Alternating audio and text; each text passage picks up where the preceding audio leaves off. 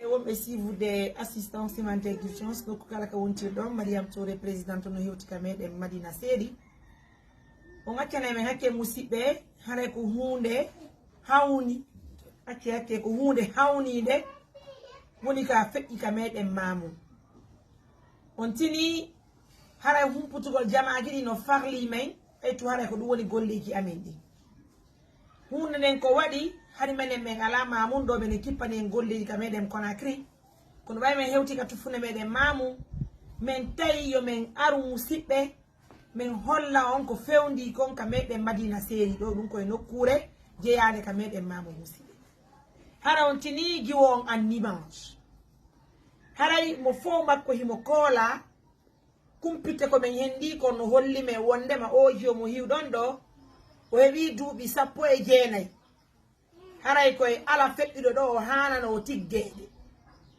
haray noon kumpitte hendade ɗen musidɓe ko jiwo goo woni ko barminimo waɗi mo ngo masibo ɗo fof fi sagata wonɗo jombude on o jiwo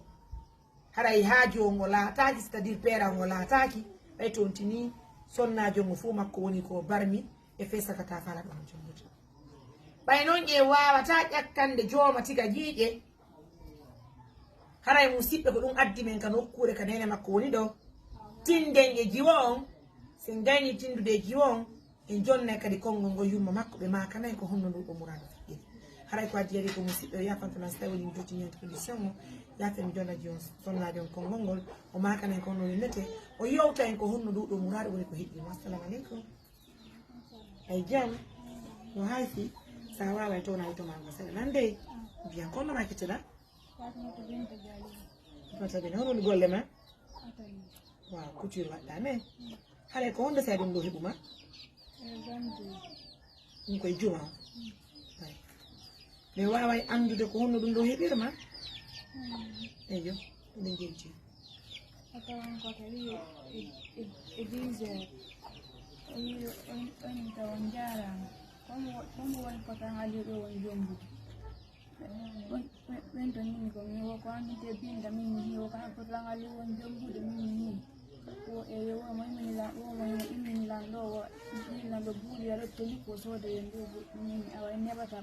ɓaylan gollude woni en newata en ara e joni min mi awa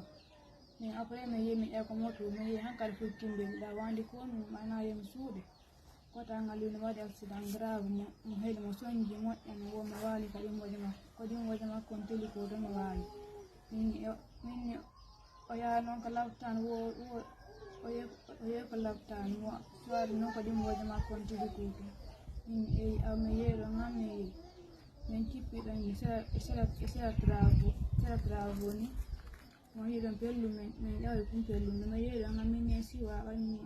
miɗa mbawi golle kotawi ko en ottinde ko ɗittuɗi ɗa mi yeehi ɗon han o yiɗon fete min jooɗiɗo wadde o joɗɗen koyto ɗo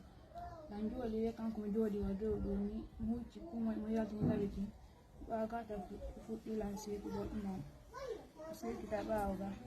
après mo waɗine tumi ƴiyanɗa min taboniɗo han so seekilan ɗum ɗo fof barminilan ɗum ɗo fof min ɗumanniɗo ngam min kam min waali hoore makko mi ñoƴƴimo ɗo ngam kergol laɓunkude ɗum ɗo ɗumanɗamo fof barmi min laɓunku mi bugi ko après wimmi ka o walti ka hoore o andi sa yehi ko man konno minnata e birama min oyi o sa yo inna ko ɗimmo e ma ɓe hoɗoma ɗum ɗo min mi awa o maɗo sa yenan siram saka juram saka e jajam min mi awa ala kulone o yimmi noon awa o immo ma mo heɓitilanti garraño paɗe ande nde go tiga plano e martini min seppiɗo ngam min yiɗon hoɓɓe ko tori ɗon ndiyam e ɓen ɗo landi koni waɗo jooɗo o biɗo ko taski men ƴetti min gandano taski on ko bandi o faala wiide gomme o kanko laawi min ɓe nangilan min ɗon ne ko woni ko ɗum hundeji ɓe nangilan jungo min ƴawde hoɓɓe go ka yiilan ɓen tan mi wattaki paɗe so paɗe maɓɓe ɗen ɓe jonnilan mi watta mais après min ƴawi ɗon ngam min yiɗon hoɓɓe goye fantinange makko woni ƴawrude tan ko barminde ma haɗa yangiɗa fanki yeey gawmi tiwri kala matan min ƴawa min yiɗon go e moto be tatu tay ben no bakina no ju en tipin nana de ma bendi be daari o jen jangai na bimi jini o yebi jen jang bemi o bemi nana mi yakitra wo anga me ngaya jarba kala mon tipi ngani fala la ngol payno mi suudo non min ye kasi ga remi ki po jajira wanule de me yara kala tan wo yara min jiwani na yara min ni après mi tipi kambe buus to mi ran mabbe ko mi slikani be ram tan me be ido yetti moto be jokkiti après nanda ko fala la ma yetti moto me ngadi kala tan wado mi on ɗon jiyo ko honɗum mama ko honɗum johombo i ɓayno ngo barminima kumpite yaltude ɗon ko honɗum jomon ko sabu honɗum ngo barminiranma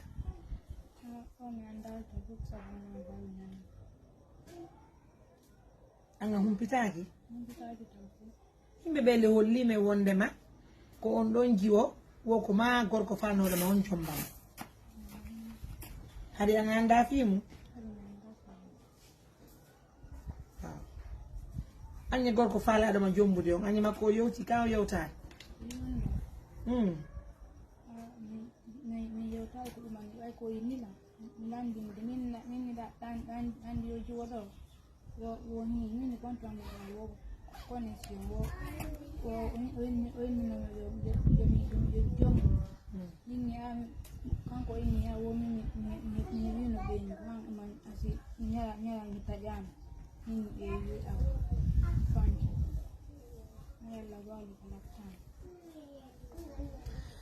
Alors, mesdames, messieurs, comme vous le constatez, c'est pas une chose qui est facile. Ça fait vraiment mal au cœur. Ça fait chaud au cœur. Vous voyez, c'est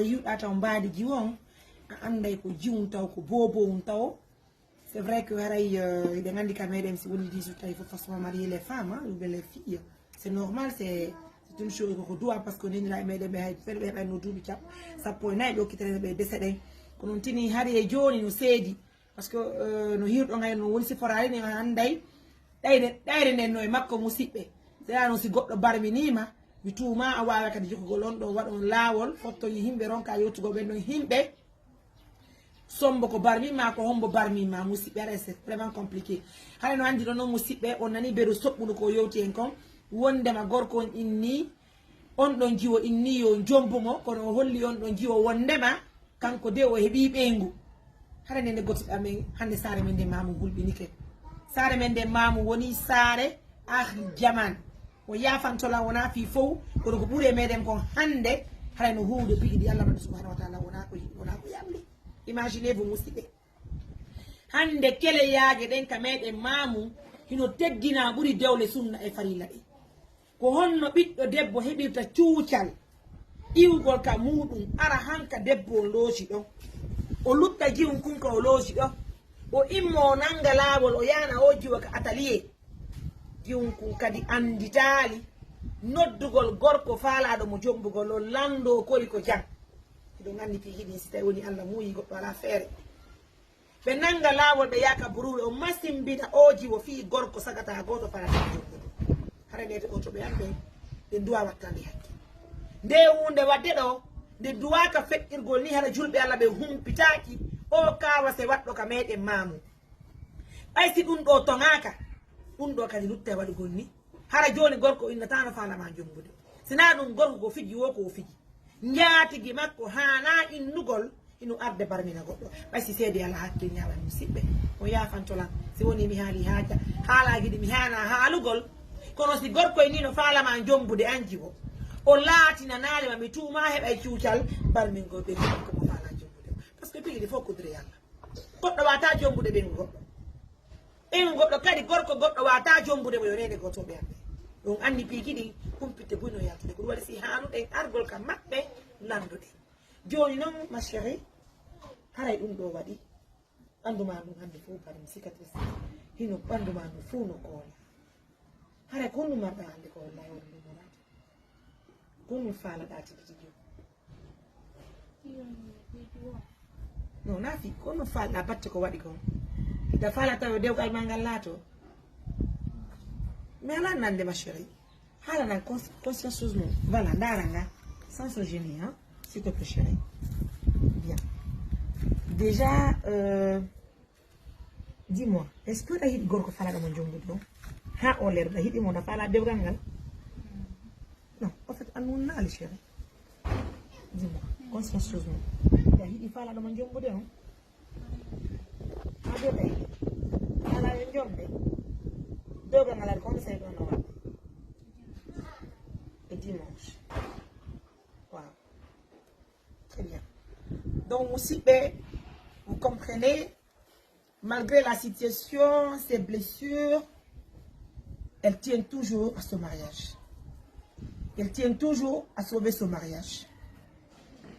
Et, Hare Moussibé, nous avons dit non, Dewgal et Kele Yagal Yadata. Dewgal ko Allah woni ko dali sonnaɓe ko muyani enen sonnaɓe ɓay debbo kala debbo no foda dewgal o yi ko heɗimo kon ɗo o holli wondema ha jodi mo faala yo on gorko jombumo dewgal sunna e farilla haray musidɓe ene hunde wawata wadde sina toragol Allah wulando subhanahu wa ta'ala on yo Allah newnu dewgal ngal e jammo ƴere hara ko jombalɗe faala jombalɗe musidɓe sonnajo faalaɗo dewgal no ɓuri sonnajo faalaɗo luttugol ɓe bonki oɗo duuɓi ɗin to waali pandi kono yi hakkilkil Allah oktimo kin wondema himo faala jombede hanko o jooɗi ɗo wondema kala o heɓi sonja e hoore muɗum kono himo teni e dewgal ngal torode ngal Allah subhanahu wa ta'ala musidɓe ɓe Allah newni dewgal ngal e jam moƴƴere haray aray taga ɗe ngal ɗo dewgal hollen kadi aduna Allah fof jiwo piyaɗo barmina on wondema haray o jombama o jombirama jikke o jombirama dewgal sunna e farilla musidɓe haray onon sondaɓe gentiɓe lamɓe ɗo yon dogude ɓaawo gorko mo jomba o ɗaɓɓe gorko o jomba on dewgal sunna e farilla ɓuuri e moƴƴande on ko dogoton kon ɓaawo gorko mo anda on hande mo andamo joni yan o jiwo arɗo waɗi oɗo jiwo o masibo ɗo hande hiɗaka kaso kanko dewgal makko ngal latata joni si a ɗaɓɓuno dewgal goo no ɓurnoma e moƴƴande ko immotoɗa kon ara futta e ɓiɗɗo goɗɗo waɗamo masibo yo Allah wlanɗo hisini musidɓe ça fait vraiment pitié ça fait vraiment mal au cœur hara meɗen tori laamu ngo musidɓe kala fottuɗo e o vidéo yo partage anangen mo ha aduna Allah fof ƴeewa o vidéo yo laamu ngun immo wakkilo togana en ɗiɗo piiji ka meɗen si luwaji men ɗin dagini wondema yaatigiyagal no newna ka meɗen feere o ala dewle men ɗen battinayi har kadi dewle men ɗen heɓata valeur fi yaatigiyagal yo ɓewdu valeur mi tori ko mi jeegi on haɗen ɗiɗo piiji ka meɗen teddinen dewle men ɗen Allah okkora en juriya moƴƴuɓe ka dewle meɗen. C'était pour vous montrer juste l'image et entendre cette chose de la bouche de la fille qui est victime elle-même. Mesdames, messieurs, nous la souhaitons bonne chance.